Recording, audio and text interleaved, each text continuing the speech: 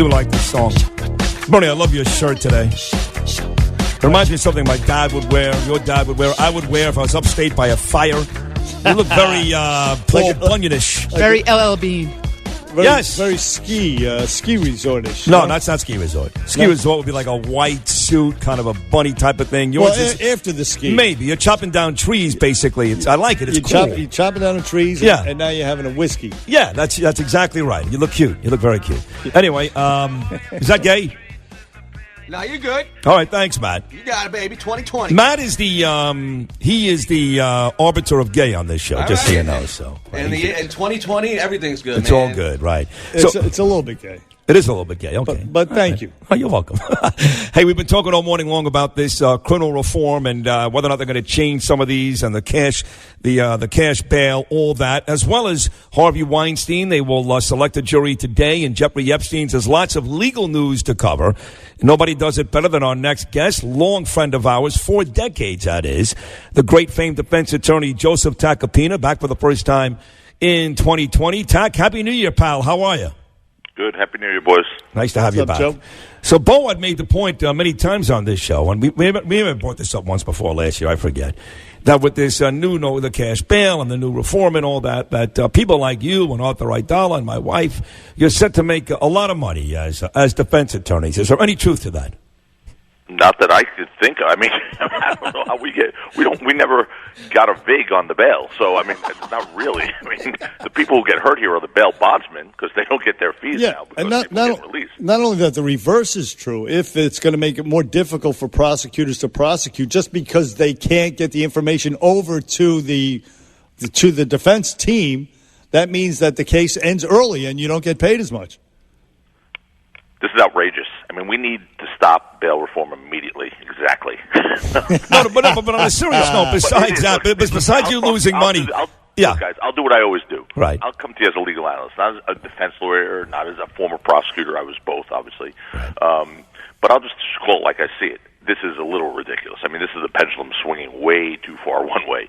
I mean, I think the bail reform stuff is really run amok. I mean, there's no bail for people who need to have bail to ensure the return to court, to protect the community. I mean, it really is something that is a little surprising even to a veteran defense attorney. Yeah, they took away discretion from judges, and that really is one of the cruxes of the problems right there. I mean, am I right about that, Joe? No, absolutely. You're right. So thank you, Joe. Now let's move on to Jeffrey Epstein. Jeffrey Epstein, for some reason, they released a bunch of photos. Maybe some sort of FOIA request. I know. It sounds like you already saw the picture of him dead. He's like, I don't know, a crimson color or whatever the hell it is. Weird color. Page 5, New York Post today. But the point, some people are saying that why did he use the bed sheets when he had a bunch of cords all around him? I mean, a lot of things don't jive with these pictures and some of the information we received this morning about that and his suicide.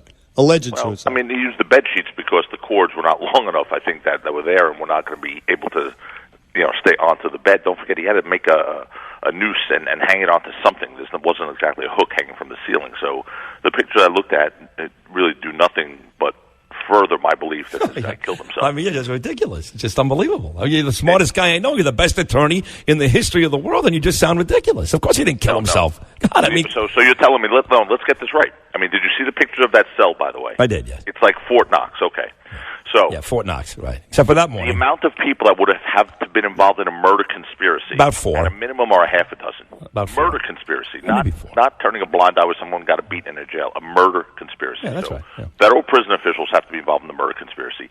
Some inmates had to be gotten to paid, and I don't know where they're going to spend the money in the federal prison, by the way, but had to be paid to get inside there. Well, their families. That cook and cop, right? They get the money. That's right. Getting more surreal as we go, but right. So they were then paid to kill somebody. Well, how did they get in that door? By the way, they let them in.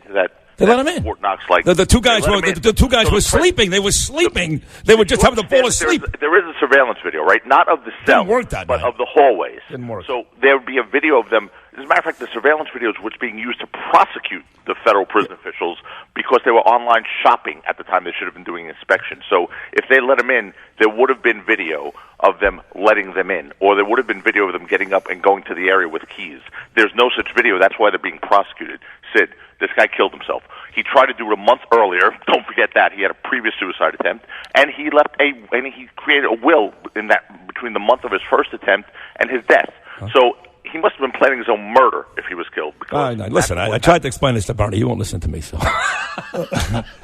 Who's paying you, Joe? Prince Andrew or Hillary Clinton? I mean, no, listen, you're right about that. There's got to be a lot of people involved in a conspiracy theory like that.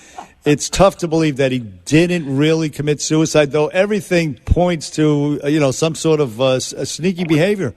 he was dead to rights. He was dead to rights in a criminal case. The roof was caving in. You want to change that, dead to rights? He really is dead. Literally and figuratively. Well, look, dead so was rights. Sammy the Bull was as well. Right. He had no, but there's no Sammy the Bull. He was John Gotti. Okay, he was the guy that they wanted. They weren't making a deal with him. No, they could have got Prince Andrew. They could get Bill Clinton. They get a lot of people. They get George Jeffrey Epstein Stephanopoulos. was the monster. The people, his little friends who he brought with him on trips, on planes, on private islands, they were the benefactors. But the monster was Jeffrey Epstein, and that's what the prosecutors would have been crucified. But imagine you two guys, if Jeffrey Epstein made a deal, he molested 100 kids or whatever they were. And he got a deal where he gets to walk out of prison because he said something about Prince Andrew and one event. I mean, come on. That would have been something that would have caused outrage. And by the way, no one would have let that happen. No prosecutor would have let it happen. Jeffrey Epstein knew he was spending the rest of his life in jail, so he decided to make it a shorter, sentence. There he is, famed defense attorney Joe Tacopina, his first appearance here in 2020.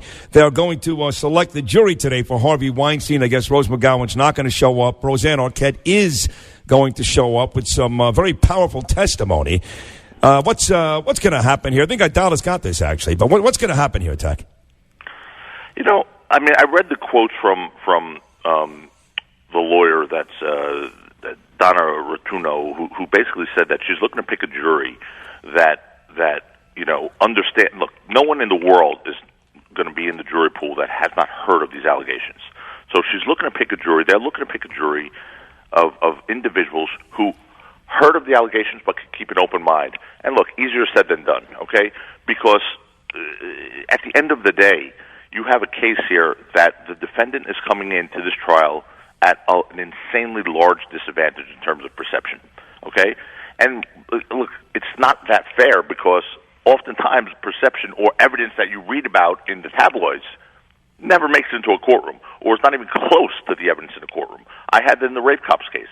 I represent those guys, and it was the last big sex crimes trial in that Manhattan DA's office where these two cops were considered rape cops 2 years before we picked the jury. They were ultimately acquitted.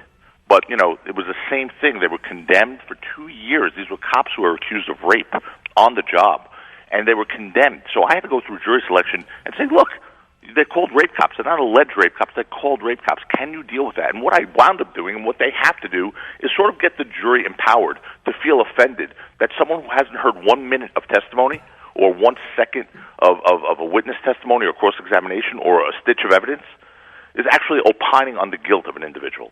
That's what the defense has to do in this case. They have to get an intellectual jury who could say, I hate this guy. I hate him. But what's in the courtroom, intellectually, I'm not satisfied that there's proof beyond a reasonable doubt. That's what they have to do because this guy's coming in here as maybe the most hated man in America now that Jeffrey Epstein's gone. Now, the fact that Arthur Aidala is on the legal defense team, are you rooting for a conviction now because of that? Yeah, I think so. No. Come on. My brother. And let me tell you something. If someone's going to get him out of this, Arthur will be one to do it. He's phenomenal. He's my brother, and I grew up together. Listen, you know who made Harvey Weinstein a more sympathetic figure over the weekend? Rose McGowan with the tweets about Iran and America and all this stuff. It's unbelievable. It's unbelievable. She did the almost impossible. Pioneers. Yeah, self-proclaimed pioneers. Unbelievable. And let me tell you something. That's part of the problem here, right? Be quiet. You're not part of this trial. Stop interfering with someone's right to a fair trial. To me, the Me Too movement, as important as it is, in when you peel away all the layers of it, it really allows the court of public opinion to take over the story, okay? Right. And it puts you in a position where you're stripped of your due process rights and you're stripped of your presumption of innocence, which is the bedrock of the American criminal justice system. And it's gone too far. Look, someone makes an allegation now. That's it. You're done. Career over. But without any due process, without any response required from you to say, I did, I didn't, maybe I did, or here's what happened. You know, it's crazy. I mean, look, the evidence in this case, by the way, look, Harvey Weinstein's the worst evidence in this case. It's Harvey Weinstein. I mean, it's his actions. It's his inability to act like a normal human being. It's his inability to not learn from Prince Andrew. I mean, he took a page right out of Prince Andrew, like last week, going and doing an interview in the New York Post where he painted himself a victim. Right. And a pioneer of the. Everyone forgot about me. You know, no one's forgotten about you, Harvey. But you know, doing stuff like that really buries himself. But this case has some real problems. Don't forget. I mean, one of the counts in this case was dropped. It had to be dropped because of you know what was deemed to be inconsistent statements and or lies by a potential victim. And again, the police in this case were taken off the case. I mean, the detective was taken off the case. The lead investigative sergeant was taken off this case, and now the prosecution in this case is going to proceed without calling one police witness. One. I mean, because they're tainted. And so, of course, the defense is now going to try and call the police witnesses. So it's really become a case that is a mess. But at the end of the day, it's not that complicated. You're going to have women on the witness stand who are going to tell a story. And the defense is saying they're lying. And can they prove that they're lying by impeaching their story? Look, I've read... They do have a videotape. Right, with the one lady, right. Yeah, but the one that's been publicly put out there? Yeah. Yeah. Yeah, well, I mean, I don't know, guys. That didn't seem like the most powerful evidence to me. No, it didn't. No.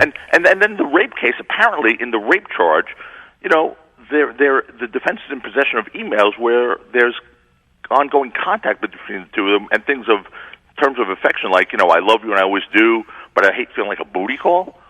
That's not exactly the sentiment you're going to get from someone who claims they were raped years later. Listen, I've heard this, and that's why we keep reading, and it sounds unbelievable to Bernie and I that this thing may in fact fall apart, and you're detailing why that could be the case right now. As always, Joe, terrific job, really great. Welcome back, 2020, and look forward to many more conversations like this, pal. We love you. Thanks. Thank you, Joe. Okay, boys. Bye. You the man. Joe Sensor, by the way, Minnesota Vikings. I thought about you yesterday.